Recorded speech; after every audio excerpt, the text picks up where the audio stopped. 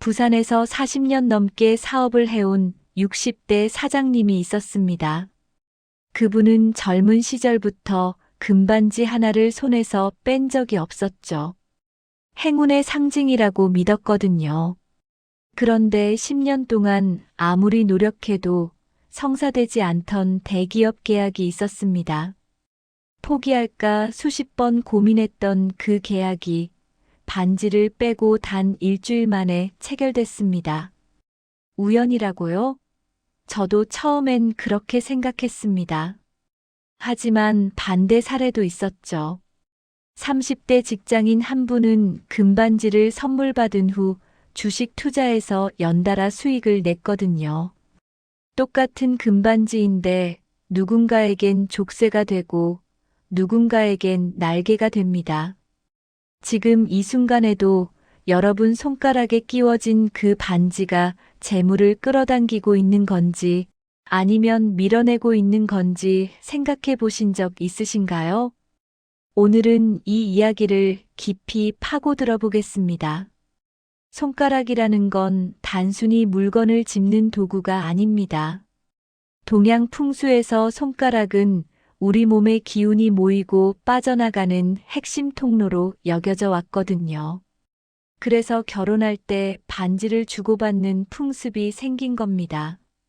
서양에서 온 문화라고만 알고 계신 분들이 많은데 사실 동양에서도 반지는 부부의 인연과 재물운을 하나로 묶어주는 상징이었습니다. 반지를 끼면 그 손가락을 통해 흐르던 기운의 방향이 바뀝니다. 어떤 사람에게는 흩어지던 기운이 모이고 어떤 사람에게는 흐르던 기운이 막히는 거죠. 문제는 이게 띠에 따라 완전히 다르게 작용한다는 점입니다. 그래서 무작정 좋다는 반지를 끼면 안 되는 겁니다. 가장 먼저 말씀드리고 싶은 건 반지를 절대 끼면 안 되는 띠입니다. 용띠와 말띠분들은 지금부터 집중해서 들어주세요. 용띠와 말띠는 동양 풍수에서 역마살이라는 특별한 기운을 타고난 띠입니다. 역마살이라고 하면 왠지 불길하게 들리시죠? 과거에는 실제로 불안정한 기운으로 여겨졌습니다. 한 곳에 정착하지 못하고 떠돌아다닌다는 의미였거든요. 하지만 현대 사회에서는 완전히 다릅니다. 역마살은 새로운 기회를 발견하고 변화에 빠르게 적응하고 도전을 두려워하지 않는 에너지를 의미하거든요. 용띠 사람들을 생각해 보세요. 원래부터 활동적이고 변화를 두려워하지 않습니다. 틀에 갇히기보다는 자유롭게 움직이면서 더 큰 기회를 찾아내는 성향이 강하죠. 말띠 사람들도 마찬가지입니다. 열정적이고 독립심이 강해서 말이라는 동물처럼 자유롭게 달리며 새로운 환경을 개척하는 특성이 있습니다. 그런데 이런 분들이 반지를 끼면 어떻게 될까요? 반지라는 건 손가락을 빙 둘러싸는 형태잖아요. 에너지가 한 곳에 정체되고 묶이는 효과가 생깁니다. 자유롭게 뻗어나가야 하는 역마살의 기운과 정면으로 충돌하는 거죠. 비유하자면 전속력으로 달리려는 말의 다리에 무게추를 달아놓는 것과 같습니다. 실제로 용띠나 말띠인데 반지를 끼고 있는 분들 중에 묘하게 기회가 잘 안 잡힌다고 느끼시는 분들이 있을 겁니다. 분명히 눈앞에 보이는 것 같은데 손에 안 잡히는 느낌이요. 그게 바로 역마살의 기운이 묶여서 생기는 현상일 수 있습니다. 재물을 만나는 기회 자체가 줄어드는 거죠. 그렇다면 용띠와 말띠분들은 어떤 장신구를 해야 할까요? 핵심은 몸을 가볍게 유지하는 겁니다. 반지나 무거운 팔찌보다는 가벼운 목걸이나 귀걸이가 훨씬 낫습니다. 특히 움직임이 자유로운 디자인이 좋아요. 손가락에 고정되어 있는 반지보다는 자유롭게 흔들리는 펜던트가 달린 목걸이가 역마살의 기운을 더 잘 살려줍니다. 결혼 반지처럼 꼭 착용해야 하는 상황도 있잖아요. 그럴 때는 가능한 한 얇고 가벼운 디자인을 선택하시고 중요한 결정을 내릴 때는 잠시 빼두시는 게 좋습니다. 용띠나 말띠분들 중에 지금 반지를 끼고 계신 분이 있다면 한번 빼보세요. 2주 정도만 지켜보시면 됩니다. 예상치 못한 기회가 찾아올 수도 있거든요.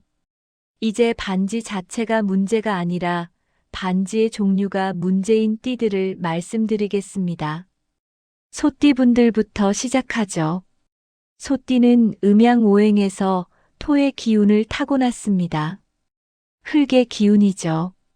그런데 루비 같은 붉은 보석은 화의 기운, 그러니까 불의 기운을 강하게 품고 있습니다. 불과 흙의 관계를 생각해 보세요. 적당한 불은 흙을 단단하게 구워주지만 과도한 불은 흙을 태워버립니다. 도자기를 구울 때도 온도 조절이 중요하잖아요. 너무 세게 구우면 깨져버리는 것처럼요. 소띠분들이 붉은 보석 반지를 끼면 본인의 토 기운과 반지의 화 기운이 충돌합니다. 그 결과 재물이 새어나가는 현상이 발생하거든요. 돈이 들어와도 이상하게 빠져나가는 느낌, 모아도 안 모이는 느낌이 드신다면 혹시 붉은 보석 반지를 끼고 계신 건 아닌지 확인해 보세요. 소띠분들에게는 녹색 보석이 훨씬 좋습니다. 에메랄드나 비치 같은 거죠. 녹색은 목의 기운, 나무의 기운을 상징하는데 흙이 나무를 키우듯이 소띠의 토 기운과 녹색 보석의 목 기운이 서로 조화를 이룹니다. 재물을 키우는 선순환 구조가 만들어지는 거죠. 쥐띠분들은 또 다른 문제가 있습니다. 쥐띠는 수의 기운, 물의 기운을 가진 띠거든요. 물은 어떤 특성이 있죠? 유연하고 흐르는 성질이 있습니다. 고여 있으면 썩어버리고 흘러야 생명력을 유지하는 게 물이에요. 그런데 너무 둥글고 무거운 반지는 이 흐름을 방해합니다. 강물의 흐름을 막는 바위와 같은 역할을 하는 거죠.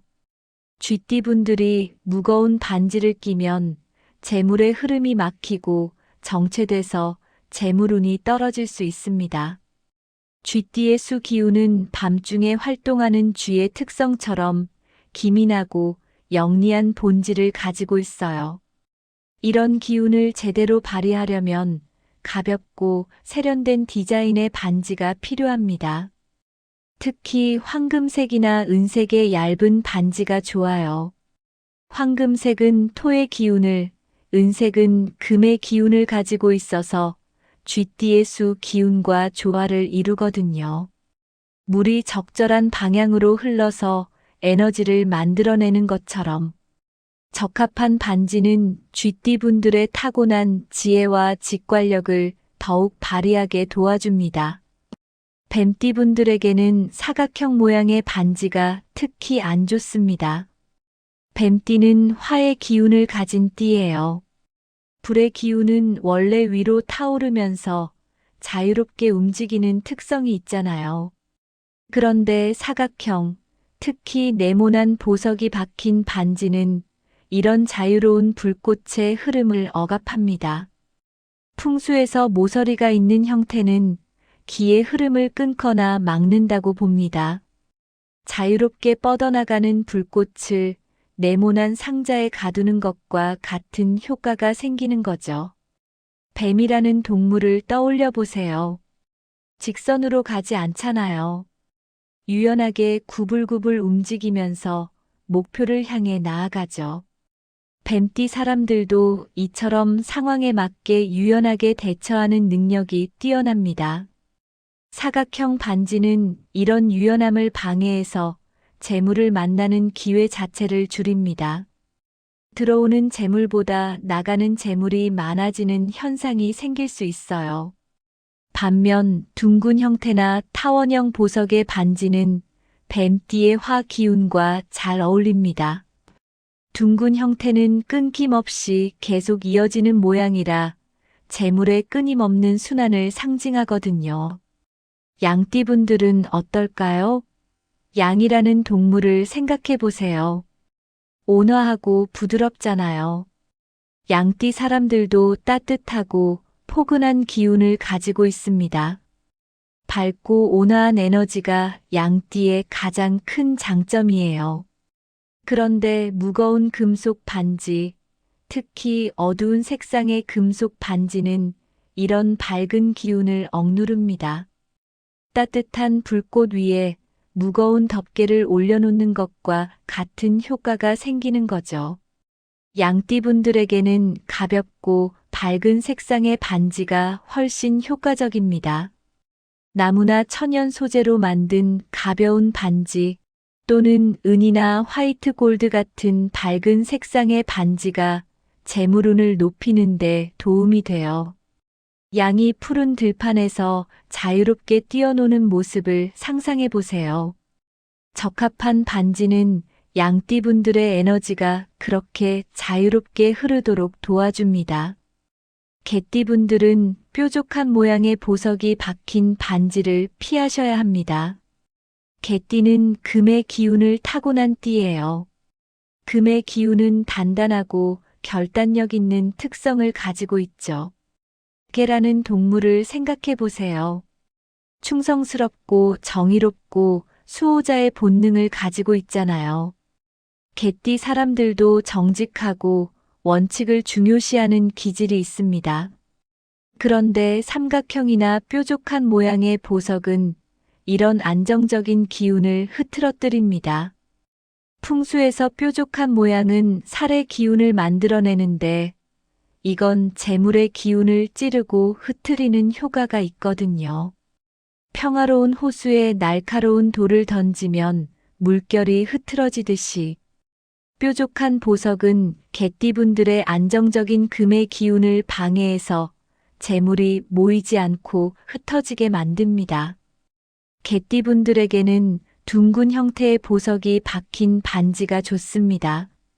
원형은 완전함과 조화를 상징하면서 금의 기운을 더욱 강화시키거든요. 충성스러운 개가 주인을 지키듯이 둥근 반지는 개띠분들의 재물을 지키고 불리는 효과가 있습니다. 돼지띠분들은 또 다른 특성이 있습니다. 돼지는 풍요와 넉넉함의 상징이잖아요. 돼지띠 사람들도 풍요롭고 너그러운 기질을 타고났습니다. 이런 풍요로운 기운이 돼지띠의 가장 큰 장점이에요. 그런데 너무 얇고 가벼운 반지는 이런 풍요로운 기운을 제대로 담아내지 못합니다.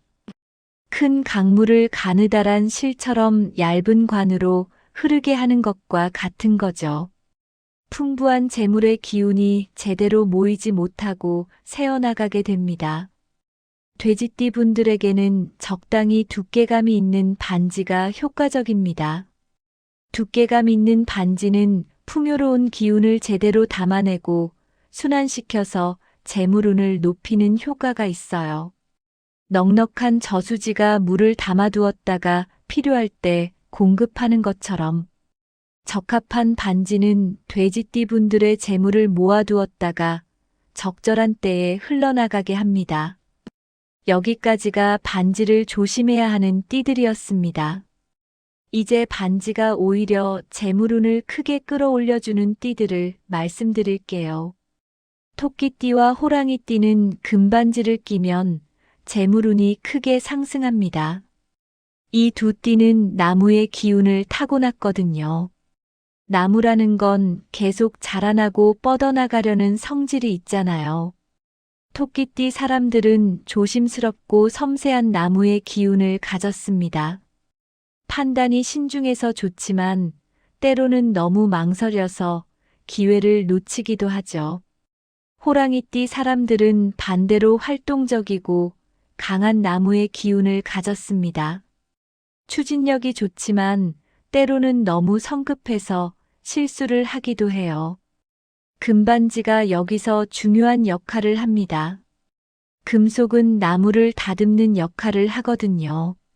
정원사가 나무를 가지치기해서 더 건강하게 자라게 하는 것처럼 금반지는 토끼띠와 호랑이띠의 기운을 조절해 줍니다. 토끼띠에게 금반지는 결단력을 높여줍니다. 그래서 망설이지 않고 좋은 기회를 잡을 수 있게 되는 거죠. 호랑이띠에게 금반지는 충동성을 줄여줍니다. 더 계획적으로 행동하고 위험을 피할 수 있게 되는 겁니다. 금반지를 고를 때는 가능한 순금에 가까울수록 좋습니다. 24K 금이 가장 효과가 좋아요. 너무 얇지 않고 적당한 무게감이 있는 반지가 좋고, 디자인은 단순하고 둥근 형태가 재물이 순환하는 것을 상징합니다. 전통적으로 왼손 네 번째 손가락에 착용하면 더 효과적이라고 해요. 이 손가락은 심장과 연결된 경락이 있다고 합니다. 새 반지를 구입하신다면 가능한 음력 보름이나 초하루 같은 좋은 날에 처음 착용하시면 효과가 더 좋습니다. 물론 금반지가 마법의 도구는 아니에요. 자신의 기운을 조절하고 균형을 맞추는 도구라고 생각하시면 됩니다. 닭띠와 원숭이띠는 토끼띠나 호랑이띠와 완전히 다른 이유로 반지와 궁합이 좋습니다. 닭띠와 원숭이띠는 태어날 때부터 금의 기운을 타고난 띠거든요. 금은 단단하고 변하지 않는 성질로 안정성과 결단력을 상징합니다. 그런데 이미 금의 기운을 가진 이들에게 왜 또 반지가 좋을까요? 비슷한 기운이 비슷한 기운을 더 강하게 끌어당긴다는 풍수의 기본 원리 때문입니다. 자석이 쇠를 끌어당기듯이 반지는 닭띠와 원숭이띠의 타고난 금의 기운을 증폭시킵니다. 돈이 돈을 부르는 것과 같은 원리죠. 닭띠 사람들은 정확하고 분석적인 성향을 가졌습니다. 세부 사항을 놓치지 않고 철저하게 계획을 세우는 것이 특징이에요. 하지만 때로는 너무 완벽을 추구하다가 기회를 놓치거나 사소한 것에 집착해서 큰 그림을 보지 못할 수 있습니다. 반지는 닭띠 사람들의 금의 기운을 강화해서 더 날카로운 통찰력과 정확한 판단력을 갖게 해줍니다. 닭띠와 원숭이띠에게 반지가 효과적인 또 다른 이유는 금이 풍수에서 재물 그 자체를 상징하기 때문입니다. 농부가 씨앗을 심는 것과 같아요. 반지라는 씨앗을 통해 더 많은 금, 더 많은 재물이라는 수확을 거두는 거죠. 실제로 원숭이띠인 한 부동산 중개인은 반지를 착용한 후 20년 경력 중 최고 실적을 올렸다고 합니다. 그분 말씀이 마치 보이지 않던 기회가 갑자기 보이기 시작했다고 하더라고요. 지금까지 12가지 띠별로 반지와의 관계를 말씀드렸는데 여기서 중요한 점 하나를 짚고 넘어가야 합니다. 반지 착용 여부는 단순히 띠만으로 결정할 수 없는 복잡한 문제라는 겁니다. 띠는 기본적인 방향을 알려주지만 개인의 사주와 태어난 시기, 그리고 주변 환경에 따라 그 효과가 달라질 수 있어요. 같은 호랑이띠라도 태어난 계절이나 시간에 따라 금의 기운이 더 필요한 사람이 있고 덜 필요한 사람이 있거든요. 그래서 무조건 띠만 보고 반지를 끼거나 빼기보다는 자신의 전체적인 기운과 흐름을 고려하는 것이 중요합니다. 자신에게 정말 맞는 반지인지 직접 경험해보고 판단하는 것도 좋은 방법이에요. 반지를 바꾸거나 빼본 후 2주에서 한 달 정도 지켜보세요. 작은 변화가 느껴지실 수 있습니다. 물론 모든 것이 반지 때문이라고 할 수는 없지만 기운의 흐름이 바뀌면 기회를 인식하는 감각도 달라질 수 있거든요. 마지막으로 정리해 드리겠습니다. 토끼띠와 호랑이띠는 목의 기운에 금반지가 균형을 맞춰주고, 닭띠와 원숭이띠는 타고난 금의 기운을 반지가 증폭시킵니다. 반면 용띠와 말띠는 역마살 기운이 강해서 반지가 에너지를 묶어 재물운을 막을 수 있습니다. 소띠는 붉은 보석보다 녹색 보석이, 쥐띠는 무거운 것보다 가벼운 디자인이, 뱀띠는 사각형보다 둥근 형태가 좋습니다.